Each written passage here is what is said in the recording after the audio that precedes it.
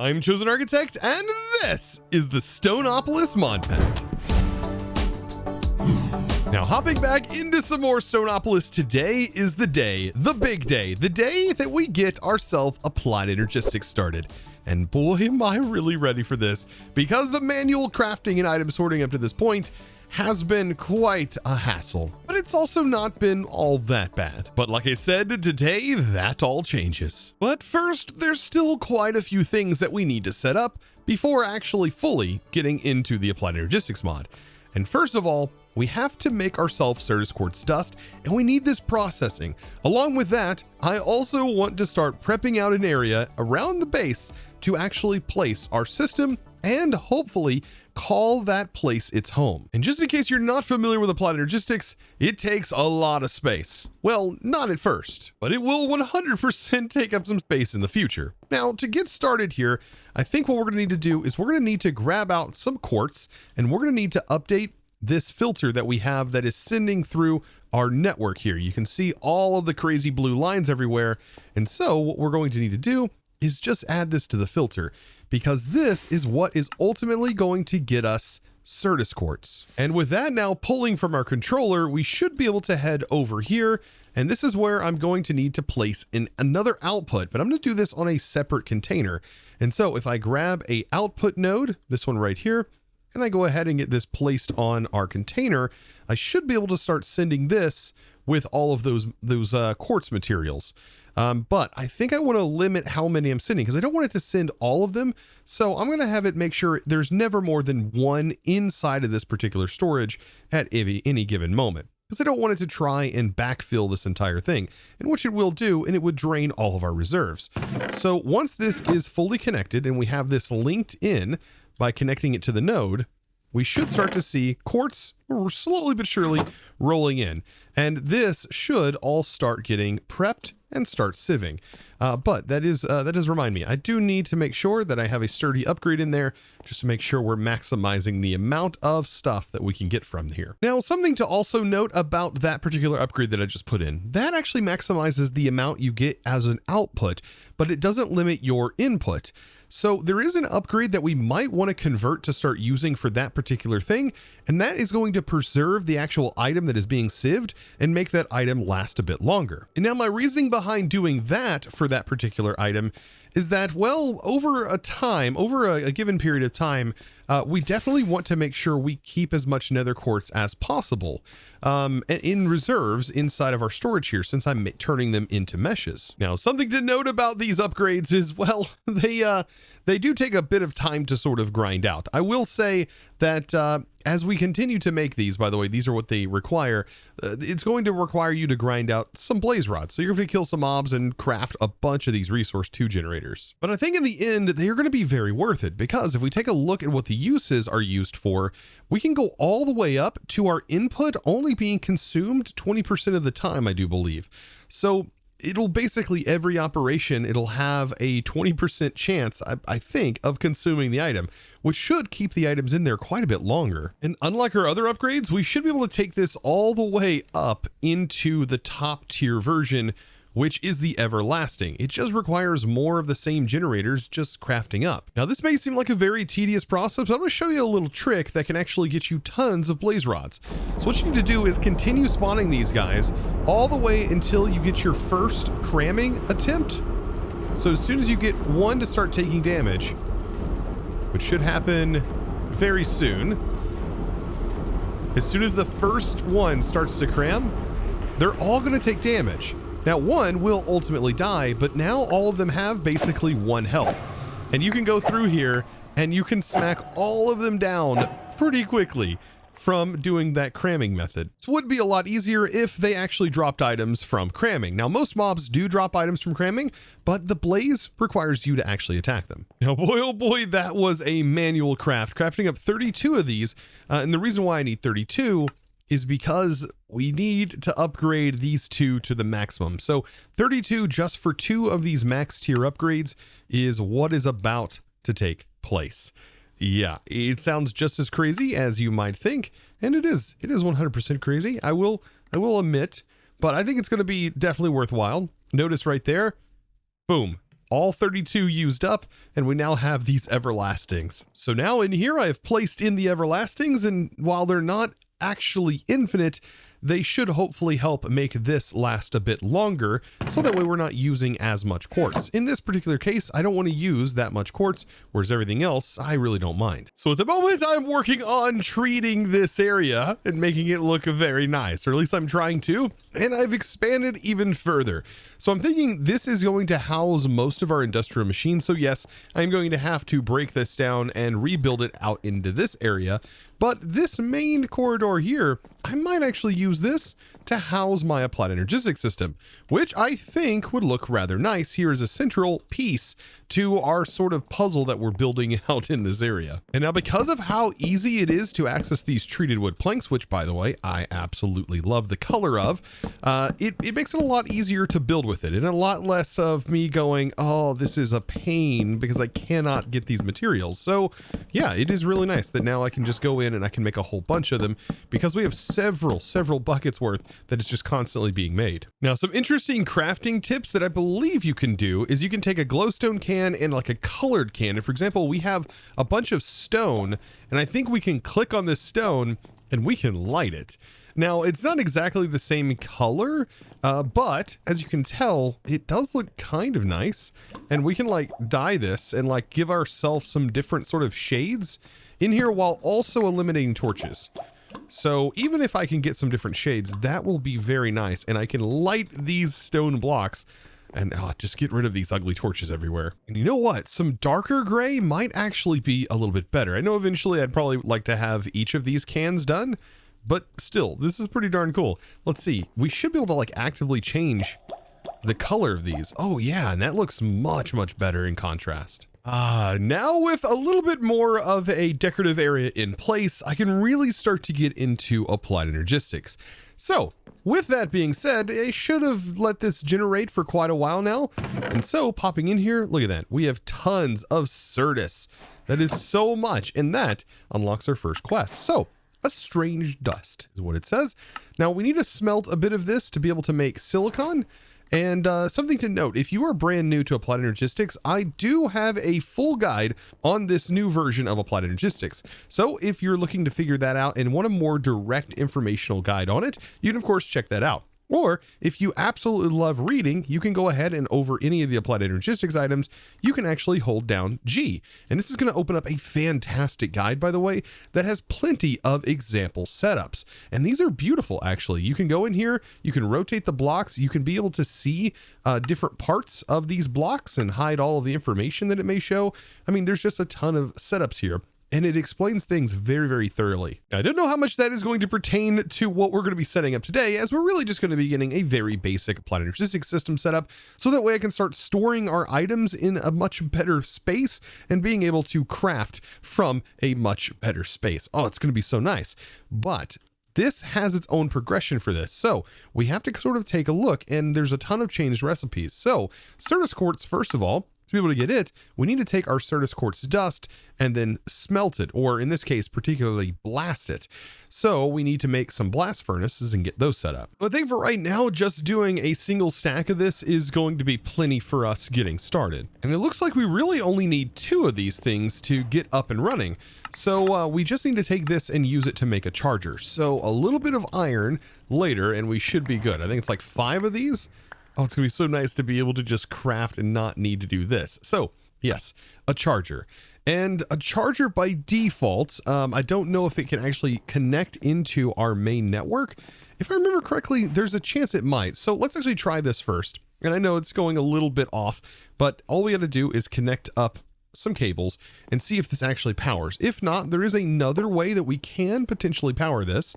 But keep in mind, I think it's on the top, or sorry, on the back, that it needs power from. So I'm going to try and connect this into our power system. Oh, and it does work. Okay. So there we go. So right off the bat, we have the ability to charge this thing. Now, I know this doesn't pertain to this pack, but if it didn't work, there's actually a hand crank from Applied Energistics. And so you could just make this wooden crank and spin it on top of this to be able to actually get that thing charged up. Now, believe it or not, this has been made so easy to automate now, because all you have to do is place it directly in a hopper and you can just hopper items directly in, and it's automatically going to take out the charged variants. And just as an example, I'm going to go ahead and take our charged Certus that we have right here out, and I'll show you just by putting this in here how simple this is. So you put it in, and then it's going to drop the item in, charge it. And it used to be that this thing would have to be very specifically filtered because it used to allow items to just be completely drained right through the system. And so you would have to have some sort of filtering item. But in this case, no, it's only going to pull out the charged, which has been a great quality of life improvement to this mod, in my opinion. Now, while we're working on all this, it does appear that there is a new item that we're introduced to, and that is the Budding Rapist. That is such a weird name, but it is the Budding Rapist right here. And it says a new resource, which is very interesting. And to make it, we take an empty budding stone and it turns into this material. Then it appears just like our quartz. It can be farmed inside of our garden cloches, just like so. So let's go ahead and sneak this thing in, and then we'll get ourselves a new item. That's going to be pretty cool. Okay, and do these have like the, oh, I don't want to put that in there. Do these have the ability to like build with? That's something else I kind of want to know. Can we make, oh, we can actually make these blocks out of it. That's pretty nice. Ooh, and there's a really pretty looking block as well that we can make. I think for right now, we probably have enough of this. So we probably don't need any more nether wart. I have plenty in here. Later on, we can, of course, get that building back up. But what I'm interested in is getting this processed up. So now gathering these shards give us access to another new sapling. So that's perfect. We'll get access to a light blue sapling. And the more of these saplings we have, the better off we're going to be later on. It is the ultimate end goal, after all. It's all about the whole tech tree. I'm starting to get the joke. And so now with our Certus quartz, we should be able to take this out and then craft ourselves something special. So we'll drop this all in down here, and this combined together, a little bit of quartz, a little bit of redstone, and of course the charged Certus quartz spews out a bunch of purple mystery stuff. Yeah, Fluix crystals. It's definitely not mystery purple goop. It's mystery purple shards. Yeah, there we go. And now with this, we can actually turn this into another sapling. So we're just getting sapling after sapling now, because 4 of those allows us to make a purple colored sapling. And I guess from the looks of it, this allows us to make amethyst shards with the purple leaves. Ooh, that's pretty nice. And so now with the easy part out of the way when it comes to applied energistics, we get to start talking about the more complicated parts. And that is getting into the inscriber itself. And now this is going to cost slime balls, which we were able to get a few episodes ago. And it also costs steel because each one of these pistons are going to require this. And in my recommendation, making 5 inscribers is going to be a pretty good option. But if all you got is time, one of them will definitely get you through. So now with 5 of these ready to go, we can actually start to get into this mod in its fullest. Oh, and I am so very excited for this. So I'm just going to, for now, lay out a few of these just like so. Of course, this is not their resting place or forever home. This is just where I want to get into them. So what's going to happen here is we are going to have some presses that are going to be made. So each one of these are going to be correlated to another press. So we're going to produce our basic press, our silicon press. Then we're going to go to the logic, our engineering, and also our calculation. So that's 4 of them. But this last one is actually when we combine the things together, you're actually going to need another one. So that's kind of why I recommend having at least 5 of them. Now to get our first actual press, it looks like it's just some ingots surrounded by one of our Fluix crystals. And now that I have that crafted up, we can also go grab some other things that I've had smelted up while we've waited. And that was some actual silicon, which just comes from this Certus dust. And so I should be able to place it inside of here, just like so. We can go ahead and place the press down into the top slot. And there's a couple of configuration things we can talk about here in a second, but this has been made so much better than it used to be.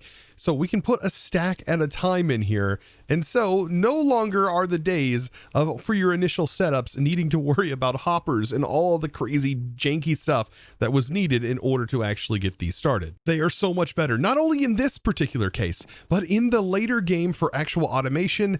It is as simple as just placing this on a single block to have it automated. Now, I know there may be some of you who absolutely really enjoyed the past automation, but I think the barrier of entry for a new person getting started with this mod has greatly been improved. And don't forget, you can still automate it the old way. It's just up to you how you want to proceed in playing this game. Now, we're also going to need to power all of these things, and another awesome thing is just like this, we should be able to power it with our main power system. So I'm going to go ahead and do this a little bit safer safer than everything else, since this is going to be in the floor and would be quite dangerous. So what I'm going to do is I'm going to place down a relay, and I'm going to use insulated cables on here, just so that way I can walk through them and not get shocked. And so there we go. We just get these all connected together, and perfect. So I mean, it's a lot safer. At least we're not going to die to our cables. And after turning this on, these are already starting to process. And notice they even stack.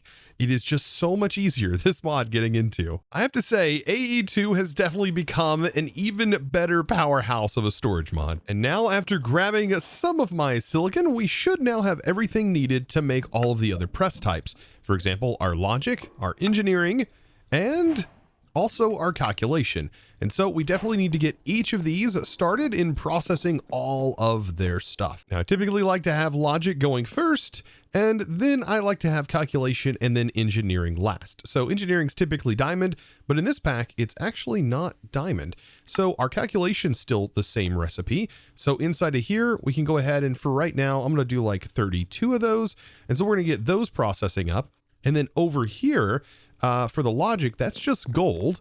But for the diamond, for the engineering press, that's a little bit different, as that is going to utilize these Rapis shards. I still honestly hate saying the name of that item. I just don't like it. Okay, but anyways, those can go in here and start processing. And so now I can go ahead and start combining them all together, and I should be able to pull all of these out one by one.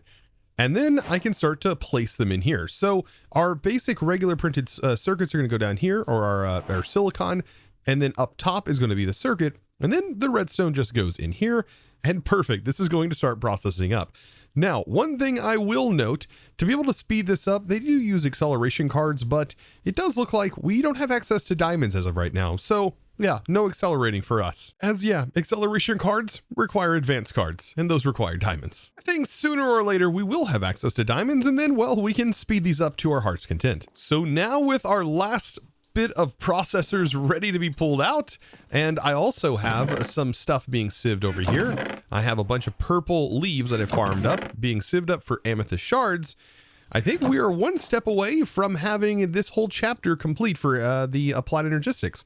So we just need to make quartz glass, which is going to be part of actually crafting the entropy manipulator. Now, before we can actually craft that manipulator, we're actually going to need to make fluix dust. And to do that, you use your inscriber with your crystal in here, and that is going to generate the dust that you see right here. And that's going to be pretty important because it is actually utilized for the energy cell, which is a very important part of an applied energistic system, as it stores and buffers power, which is very, very powerful in your applied energistic system.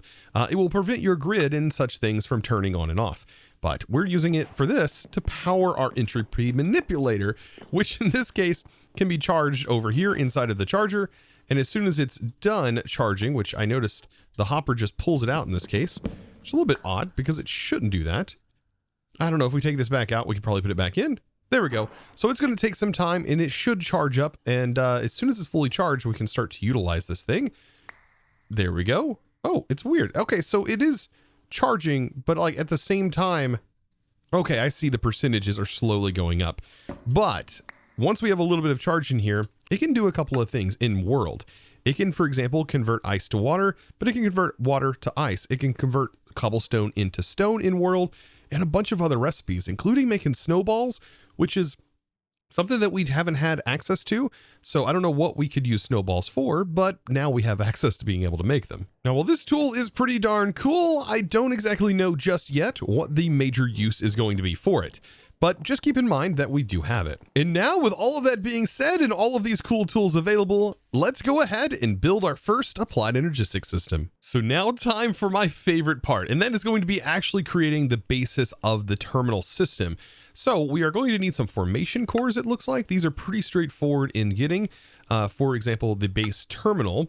And so we just need to put this together, and now we have ourselves an ME terminal. Yeah, so that is pretty much it. Now, this just allows us to access, but what I really want is I want to utilize a crafting grid with it so we can actually craft from it, which is honestly a must. Like, there's no way you're just making a regular terminal unless you're absolutely limited from that.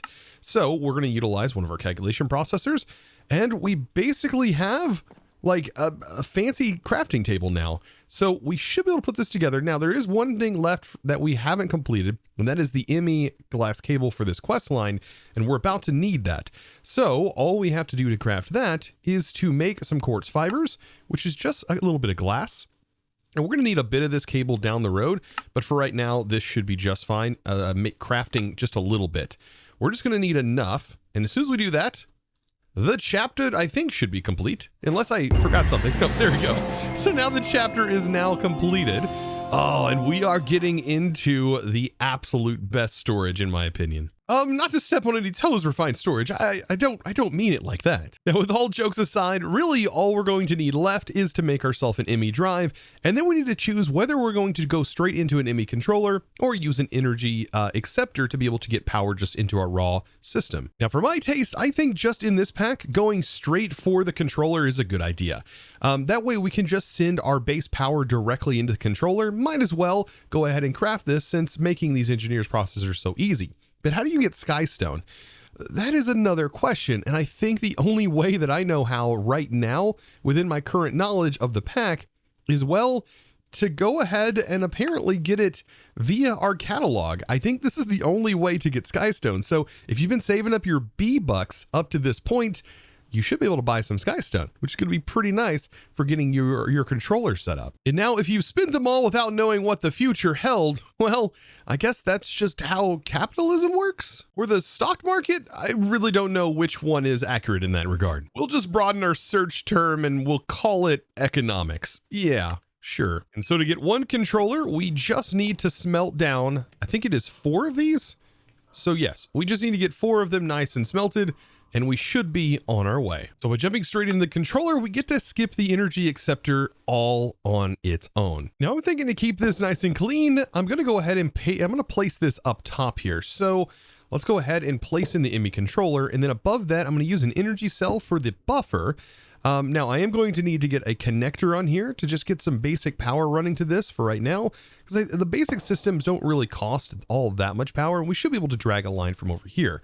Now, as far as getting the decoration onto the roof, I'm going to figure that out here in a moment. But for right now, we can actually drag a cable down. For example, let's put our drive right underneath that. And we can run a Fluix cable down like so. And then what we can have is our screen directly attached to that. Ooh, this is looking good. Now, if you have a particular color scheme going, keep in mind that if you change the color of the Fluix cable, it actually changes the color of your grid, which could help if you're trying to sort of fit a certain design theme. Now, up at the very top, I thought it would be kind of interesting to make the wooden post look like something is holding onto this and holding it from the ceiling, which, I mean, in all fairness, it does fit actually. And now for the moment of truth, we get to plug it in. So by plugging it in, that should hopefully kick on, and we can actually already see how much power we are utilizing right now. So you can change it from AE units to regular FE units, which is what we really need to be able to see. And we can start to kind of see how much energy is being consumed right now, which is all not that much, just 11. It looks like power per tick, which is not too bad. Now this energy generation section down here is sort of, I think, demonstrating how much power we're actually generating off of our network, kind of giving us an idea of how much power we have to sort of work with. And I think that's pretty darn cool. However, the whole like colorful aspect of this, while I do love of the controller and the fact that it holds 32 channels per side now, it's a bit much for our whole industrial vibe, but I will take a hit on the looks when it comes to how this storage works. And speaking of how the storage works, I think it's time to start making some 1K drives. And I want to fill that entire thing with 1K storage cells. I feel like when you start Applied Energistics, definitely using 1Ks are going to be sort of the best option. That way all of your odd and end items can get stored there, and then the bulkier stuff that you're going to be generating lots of can go into the much higher capacity cells. So crafting up 10 of these is, well, not that expensive at this point. And this is going to provide a ton of storage. We might be able to actually get most of our items transferred over into this digital storage at this point. And so if I can get most of my items moved out of this room, I can start to use this room for other things. And as much as I love the storage drawers for just storing things and crafting out of, well, I actually have a better plan for the actual function of the storage drawers down the road. And so now what I should be able to do is start sending all of my items into the storage. Oh, and this is going to be where it gets very nice. And I can start to adjust my terminal size. Let's go ahead and make the terminal size full height. I really like this terminal size. And then I've just got to go back and forth, just kind of taking my items out of my current storage and just placing them in there. So I think now at this point, I successfully have all of my storage in, and you can see, judging by these lights here, basically red means that that drive is completely filled, and yellow means that you can see right here, it's getting close on the bytes, but maybe not entirely filled on the types. This one means the types and bytes are completely filled. And then of course, green means it is still ready to go. So there's still quite a few slots actually available. And believe it or not, everything that was in here and in the drawers have now been successfully moved over. And that even includes like all of the items that were inside of these chests and things like that. So a lot of items fit in a full thing filled with 1K storages. So that means over here, I have an empty area. Oh, look, I forgot a few items, but I have an empty area over here that we'll be able to use for some other machines, hopefully. And that's what this is all intended for. Now, just to clean things up, I went ahead and put my inscribers here on the back, and these will actually be receiving power from our main network here. And these only use power whenever they're actively running. But with that and all of this cleaned up, boy, oh boy, we have now achieved digital storage, and I could not be happier about that. And so with that being said, I hope you guys enjoyed today's episode, and hopefully you'll learn something new, whether that was about Applied Energistics or maybe some particular automation that we have done thus far throughout this pack. And if you did enjoy, be sure to click that subscribe button and give this video a huge thumbs up. And now it's time for me to thank the amazing supporter of today's episode. And that amazing thanks is going to go out to Nero. Thank you so much, by the way, for your amazing support by choosing to support me over on the Discord by becoming a Discord premium member and supporting in one of the best ways possible. Thank you guys so very much, and thank you for supporting me over there. Be sure to check out the Discord, link down in the description below if you haven't checked it out already, and also check out my live streams over on Twitch, twitch.tv/ChosenArchitect. If you're not live today, definitely be sure to follow me over there so that way when I do go live, you'll know it. So with that being said, I'll see you in the next one, and as always, thanks for watching. Bye!